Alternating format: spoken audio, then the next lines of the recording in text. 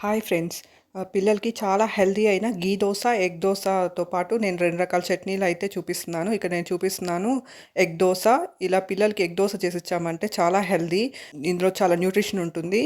ఇక్కడ నేను చూపిస్తున్నదైతే తమిళనాడు స్టైల్ చట్నీ అనమాట. ఇందులోకి కొంచెం చింతపండు కూడా యూజ్ చేయండి. ఈ చట్నీ ప్రొసీజర్ అయితే చెప్తాను. ముందుగా ఒక పెనం తీసుకొని అందులో కొంచెం ఆయిల్ వేసి, ఆయిల్ వేడయ్యాక అందులోకి కొంచెం జీలకర్ర, కొంచెం ఉద్దిపప్పు, కొంచెం పచ్చనిపప్పు ఇవన్నీ వేసుకొని లైట్ గోల్డెన్ బ్రౌన్ కలర్ వచ్చేంత వరకు బాగా వేయించుకోవాలి. ఆ తర్వాత 5 ఎండుమిర్చిని కూడా వేసుకొని బాగా ఫ్రై చేసుకోవాలి. ఒక 2 ఆనియన్స్‌ని కూడా అంటే ఉల్లిపాయలను కూడా కట్ చేసి వేసుకొని లైట్ గోల్డెన్ బ్రౌన్ కలర్ వచ్చేంత వరకు వేయించుకోవాలి. ఆ తర్వాత మీకు ఎంత అవసరమో అంటే మీరు ఎంతమందికి చేస్తున్నారో దాన్ని బట్టి 2-3 టొమాటోలను ముందుగా కట్ చేసి పెట్టుకొని పెనంలో వేసేసి టొమాటోలు మెత్తగా మగ్గేంత వరకు బాగా ఫ్రై చేసుకోవాలి. ఆ తర్వాత కల్లుప్పును కూడా వేసుకొని బాగా ఫ్రై చేసుకోవాలి. మీ దగ్గర కొత్తిమీర ఉంటే కొత్తిమీరని కూడా వేసుకోవచ్చు. కొంచెం చింతపండుని కూడా వేసుకొని కొంచెం సేపు ఫ్రై చేసేసి మిక్సీ జార్‌లో వేసుకొని గ్రైండ్ చేసేసుకున్నారంటే పోపు పెట్టేసుకుంటే ఈ చట్నీ రెడీ అయిపోతుందనమాట. ఇక్కడ నేను మీకు చూపిస్తున్నదైతే ఘీ దోస. ఏ దోసలోకైనా ఈవెన్ ఆనియన్ దోసలోకైనా ఈ చట్నీ చాలా బాగుంటుంది. ఒకసారి ట్రై చేసి చూడండి.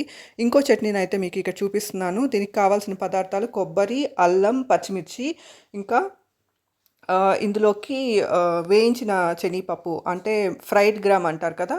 ఇది కూడా చాలా బాగుంటుందన్నమాట ఈ చట్నీలోకి యూజ్ చేసామంటే. ఈ చట్నీ చేయడం చాలా ఈజీ. నేనైతే ఈ 2 రెసిపీలని నాకు ఒక రెస్టారెంట్‌లో నచ్చి చాలా బాగుంది చట్నీస్ ఎలా తయారు చేశారో అని అడిగి మరీ కనుక్కున్నాను. ఇవన్నీ పచ్చిగా అలానే వేసేసేయాలి. ఇందులోకి చింతపండు వేయకూడదు.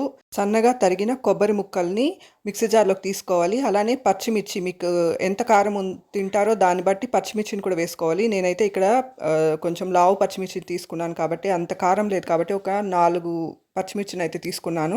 అలానే కల్లుప్పు, వేయించిన శనగపప్పు అంటే ఫ్రైడ్ గ్రామ్ తీసేసి పచ్చిమిర్చి కూడా డైరెక్ట్‌గా అలానే తీసేసుకోవాలి. ఫ్రై చేయకూడదు. మిక్సీ జార్‌లో ఉన్న ఇంగ్రీడియెంట్స్‌ని గ్రైండ్ చేసుకోవాలి. ఇందులోకి పోపు పెట్టేసుకుంటే సరిపోతుంది. ఘీ దోస ఇక్కడ నేను మీకు చూపిస్తున్నాను ఘీ దోస. ఈ ఘీ దోస పిల్లలకి చాలా హెల్తీ. టేస్ట్ కూడా చాలా బాగుంటుంది. ఘీ వేసి దోస చేసామంటే టేస్ట్ కూడా చాలా బాగుంటుంది. ఆనియన్ దోస అయినా ఇంకా ఎగ్ దోసకైనా నార్మల్ ఆయిల్ యూస్ చేసే బదులు రిఫైన్డ్ ఆయిల్స్ యూస్ చేయడం బదులు ఘీ యూస్ చేసామంటే చాలా healthy. Thank you for watching my video. Thank you. Please subscribe.